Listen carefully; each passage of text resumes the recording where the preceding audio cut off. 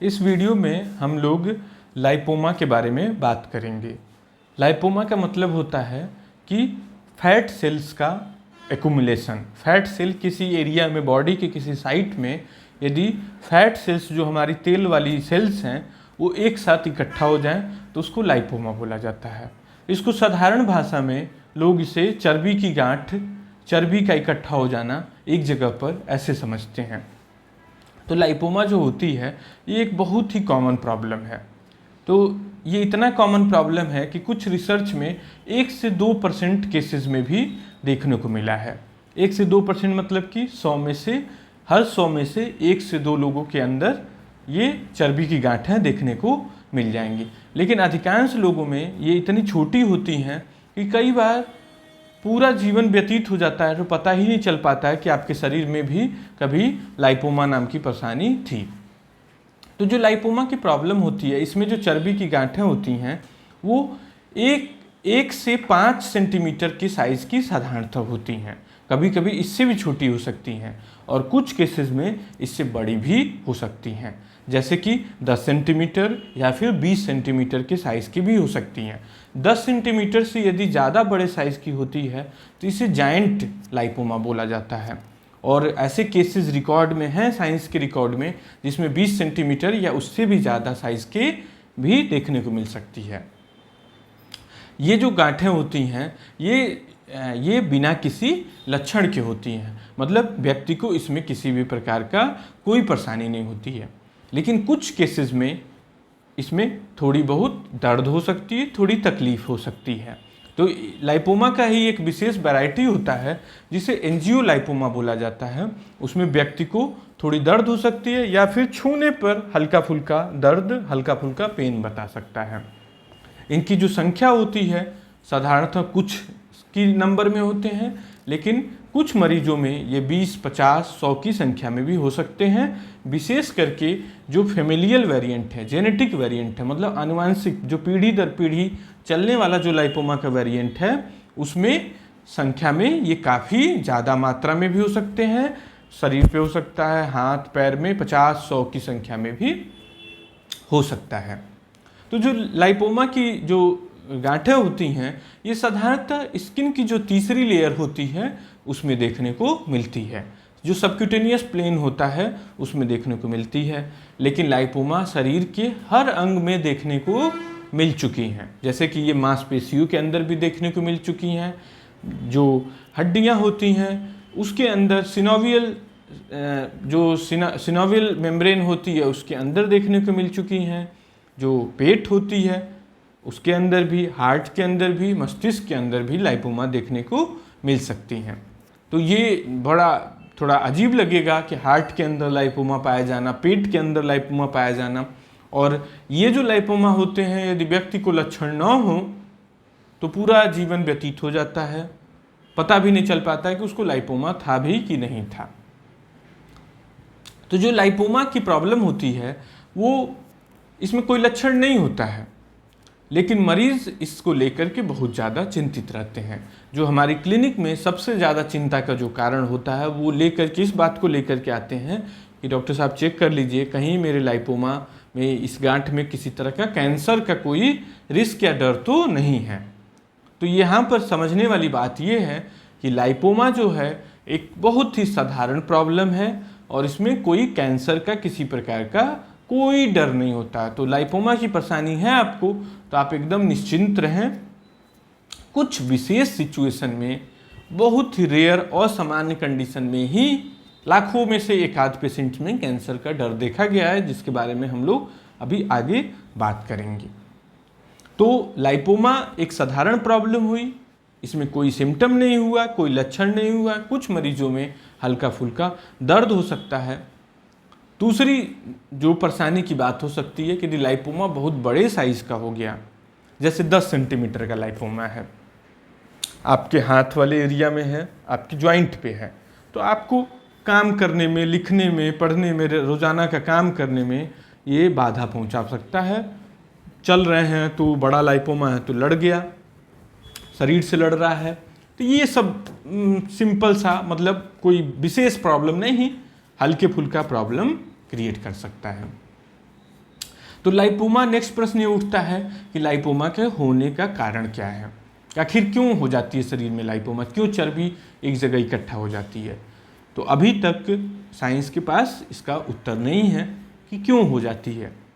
कुछ रिसर्च में ऐसा अनुमान लगा है कि माइनर ट्रॉमा, हल्का फुल्का चोट लग जाने से, किसी और चीज़ से चोट लग गई, स्किन ट्रॉमेटाइज हो गई, तो लाइपोमा पैदा हो सकता है। इसी तरह से कुछ अनुमान ये भी है कि ज़्यादा मोटे लोगों में ज़्यादा लाइपोमा होने के चांसेस हैं, मतलब ओबेसिटी आपको प्रेडिस्पोज करती है लाइपोमा के लिए।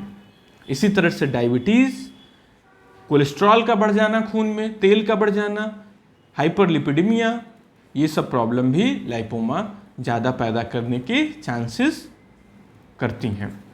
लेकिन एकदम पतले से पतले व्यक्ति में भी लाइपोमा पैदा हो सकती है, और वो भी बिना किसी अपरेंट कारण के। तो मोटा मोटा ये कहा जाए तो अधिकांश केसेस में बिना किसी कारण के लाइपोमा पैदा होती है।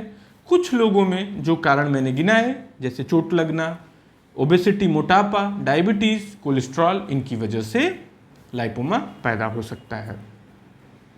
नेक्स्ट जो प्रश्न उठता है कि लाइपोमा की डायग्नोसिस कैसे हो, मतलब ये कैसे पता चले कि मुझे लाइपोमा ही है। तो लाइपोमा जो होता है वो आपके डॉक्टर के लिए बहुत ही सिंपल होता है इसे डायग्नोस करना। लाइपोमा जो होता है, जब आपका डॉक्टर एग्जामिन करेगा तो लाइपोमा साधारणतः स्किन से फिक्स नहीं रहेगा, मतलब कि उसको पकड़ेंगे तो इधर उधर भागेगा, मोबाइल होगा, ऐसा लगेगा कि ऊपर की स्किन से जुड़ा ही नहीं है, अंदर किसी ने गेंद, छोटा सा गेंद रख दिया है, तो गेंद स्लिप कर रहा है, उसे बोला जाता है स्लिप साइन। जैसे इधर से दबाएंगे तो आगे इधर भागेगा, इधर से दबाएंगे तो इधर भागेगा। तो स्लिप साइन जो होता है बहुत कैरेक्टरिस्टिक होता है लाइपोमा के लिए, और बहुत सिंपल 2 सेकंड 5 सेकंड का टेस्ट होता है जो आपका डॉक्टर परफॉर्म कर लेगा। यदि कुछ कन्फ्यूज़न महसूस हो रहा है, जैसे कि लाइपोमा अंडरलाइंग टिश्यू से फिक्स है, या फिर किसी और तरह का कन्फ्यूज़न, दूसरे तरह की ग्रोथ से कन्फ्यूज़न महसूस हो रहा है, तो उस कंडीशन में एक बहुत सिंपल निडल एस्पिरेशन साइटोलॉजी होती है। एक छोटी सी निडल आती है, निडल डाला जाएगा, उससे लाइपोमा का मटेरियल खींच करके माइक्रोस्कोप में देख लिया जाएगा। उसको बोला जाता है fine needle aspiration cytology, FNAC बोला जाता है। बहुत ही पॉपुलर टेस्ट है, दूसरे बीमारियों में बहुत ही सिंपल तरीके से आसानी से किया जा सकने वाला टेस्ट है। उससे भी यदि मामला सॉर्ट आउट नहीं होता है तो छोटा सा स्किन का बायोप्सी ले लिया जाएगा, स्किन का छोटा सा टुकड़ा काटा जाएगा और उसको स्लाइड बना करके माइक्रोस्कोप के अंदर उसे देख लिया जाएगा। तो बहुत सिंपल से डायग्नोस्टिक मेथड्स हैं जिसके हेल्प से लाइपोमा की डायग्नोसिस बन जाती है। कॉम्प्लेक्स केसेस में CT स्कैन या MRI भी कराया जा सकता है। पेट वाले लाइपोमा में एंडोस्कोपी का भी सजेशन डॉक्टर दे सकता है। तो ये सब अनकॉमन केसेस में हैं जिनमें लाइपोमा की डायग्नोसिस बनाने में डिफ़िकल्टी हो रही हो, तो उस केसेस में इन सब मॉडलिटीज़ का भी सहायता लिया जा सकता है। लाइपोमा का जो कैंसरस चेंज है वो बहुत ही अनकॉमन है, बहुत ही असामान्य है। तो कब कैंसर का सस्पिशन पैदा होता है, जैसे लाइपोमा आपका पड़ा हुआ था 10 साल से, आपके किसी हिस्से में अचानक से उसकी साइज़ बढ़ने लगी, जैसे कुछ महीनों के अंदर ही, जैसे 5 सेंटीमीटर का लाइपोमा था, 2 महीने 1 महीने के अंदर ही वो 10 सेंटीमीटर 15 सेंटीमीटर का हो गया, वहाँ पर घाव बन गया, जैसे अल्सरेट कर गई, वहाँ की स्किन कट गई, छिल गई, वो घाव भर नहीं रही है, उसमें काफ़ी तेज दर्द हो रहा है, कुछ नर्व इम्पिंजमेंट के साइन आ रहे हैं, तेजी से लाइपोमा बढ़ा और आसपास के टिश्यू को दबाने लगा, अंदर के टिश्यू से फिक्स हो गया, पहले घूम रहा था अब घूमना बंद कर दिया, अब वो मूव नहीं कर रहा है। तो ये सब कंडीशन में थोड़ा बहुत रिस्क होता है लाइपोसार्कोमा में चेंज होने में। अभी जो रिस्क है ये रिस्क बहुत ही रेयर है, जैसे ऐसे समझ लें मोटा मोटा फिगर कि 10,000 मरीजों में से, लाखों मरीज में से एक मरीज में लाइपोसार्कोमा में चेंज हो जाता है। तो ये एकदम ही नगण्य रिस्क है, मतलब ऐसा रिस्क जिससे बिल्कुल भी ध्यान देने की ज़रूरत नहीं है। लेकिन जैसे ही ये बात हम लोग पेशेंट को बताते हैं कि लाख में से एक पेशेंट को हो सकता है, 10,000 में से एक पेशेंट को हो सकता है, तो पेशेंट का दिमाग उसी पे टिक जाता है कि कहीं मुझे कैंसर तो नहीं हो गया है। नकारात्मकता बहुत जल्दी मस्तिष्क को पकड़ लेती है, डर बहुत तेज़ी से पकड़ लेती है। तो जो इस डर को एक मायने में जेन्युइन डर नहीं बोला जाएगा, सही डर नहीं बोला जाएगा, क्योंकि ये अत्यंत ही रेयर है, अत्यंत ही रेयर है।